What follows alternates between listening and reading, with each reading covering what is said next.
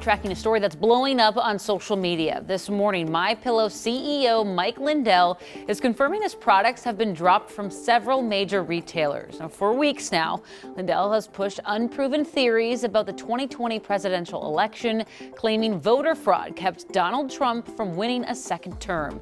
He was even at the White House last week, seen carrying documents that suggest the president used military force to stay in power.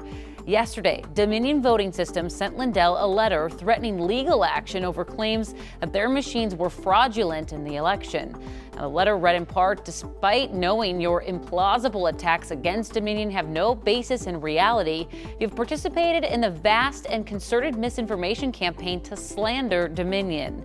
Then last night, Lindell confirmed to KARE 11 that MyPillow was being dropped by several major retailers, including Bed Bath & Beyond, Kohl's, and Wayfair. Lindell didn't comment on his Chaska-based company's future with these retailers, but the cancellation seems to be a permanent one. Lindell also told KARE 11 that he welcomes the litigation and he still maintains that he's proof of election fraud.